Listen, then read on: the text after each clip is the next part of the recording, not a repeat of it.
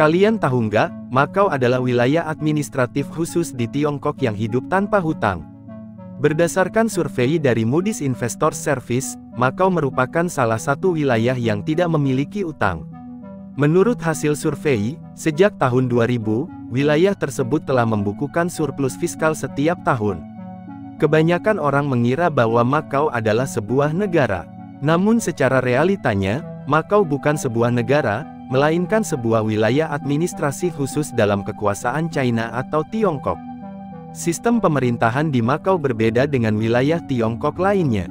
Perbedaan ini disebut dengan istilah One Country Two System, atau satu negara dua sistem. Pada dulunya wilayah Makau termasuk ke dalam kekuasaan dinasti Ming yang saat itu menguasai daratan China. Pada saat Portugis mendatangi kawasan Asia Timur, negara asal Eropa tersebut memilih wilayah Makau sekarang sebagai tempat yang cocok untuk kebutuhan perdagangan mereka. Portugis kemudian menyewa wilayah Makau ke dinasti Ming untuk menjadi pos perdagangan mereka. Prosesnya cukup panjang saat itu, pelaut Portugis bahkan membutuhkan waktu sekitar 20 tahun melalui perang dan negosiasi, sebelum akhirnya mendapat izin untuk menambatkan kapal mereka di wilayah Makau. Dan membutuhkan waktu negosiasi 40 tahun untuk mendapatkan hak sewa wilayah Makau dari dinasti Ming. Peristiwa ini terjadi sekitar abad ke-16 Masehi. Di abad ke-17, dinasti Ming jatuh dan digantikan oleh dinasti Qing. Kedatangan Inggris ke Asia Timur mengubah peta politik di kawasan tersebut, hingga terjadi perang candu antara dinasti Qing dan Inggris yang akhirnya dimenangkan Inggris. Situasi politik mulai berubah, hingga akhirnya di abad ke-19 Portugis menguasai Makau sepenuhnya, di mana ada tekanan politik dari Inggris terhadap Kekaisaran China saat itu untuk memberikan hak penuh atas Makau kepada Portugal.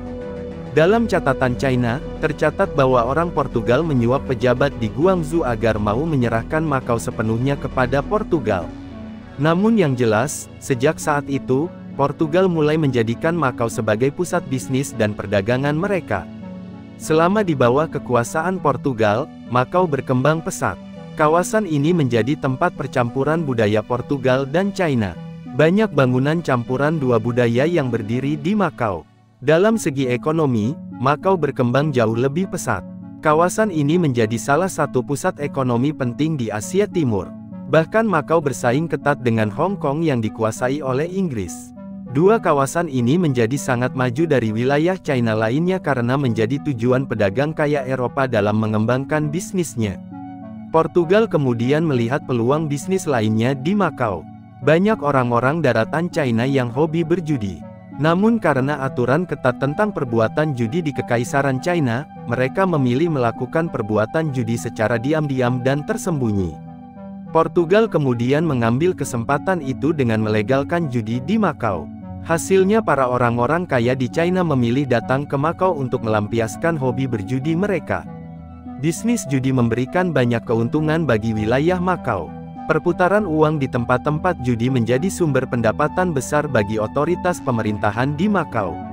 Satu persatu rumah judi terus bermunculan, dan membuat Makau terkenal dengan bisnis judinya. Hal ini kemudian mengundang lebih banyak penjudi untuk datang ke Makau. Selama satu abad lebih Portugal menguasai wilayah Makau. Hingga akhirnya di 1999, Portugal dan China menjalin kesepakatan penyerahan wilayah Makau kepada pemerintah China. Dalam kesepakatan itu, Makau akan menjadi wilayah khusus dengan sistem dan peraturan yang terpisah dari wilayah China lainnya. Karena itulah muncul istilah One Country Two System, atau satu negara dua sistem.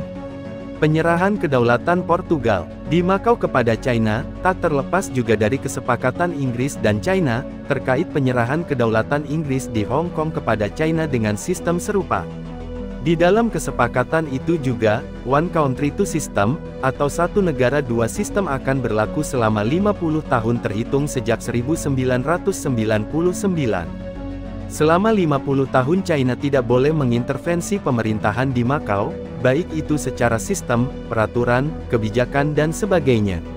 Itu juga menjadi alasan kenapa hingga hari ini, Makau masih menjadi pusat judi di dataran China, padahal di wilayah China lainnya judi jelas dilarang.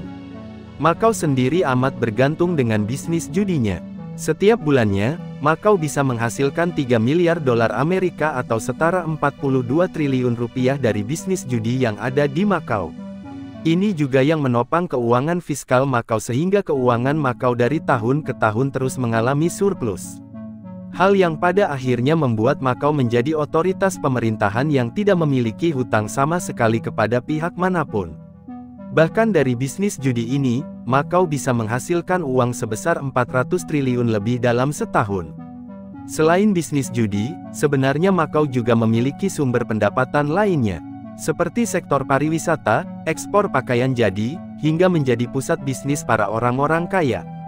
Untuk poin terakhir, masih erat kaitannya dengan bisnis judi. Banyak orang-orang kaya yang menginvestasikan uangnya di bisnis ini. Hingga sekarang, Makau tetap menjadi tujuan para penjudi dari seluruh dunia untuk bersenang-senang. Hal yang setiap tahunnya memberikan banyak surplus bagi keuangan otoritas pemerintahan di wilayah Makau. Menjadikan pemerintahannya menjadi pemerintahan yang bersih dari hutang. Cukup menarik menunggu bagaimana nasib bisnis judi di Makau nantinya, setelah kesepakatan Portugal dan China sudah terpenuhi selama 50 tahun, dan Makau akan menjadi bagian dari China seutuhnya yang sampai sekarang melarang bisnis judi dan perjudian di wilayah mereka.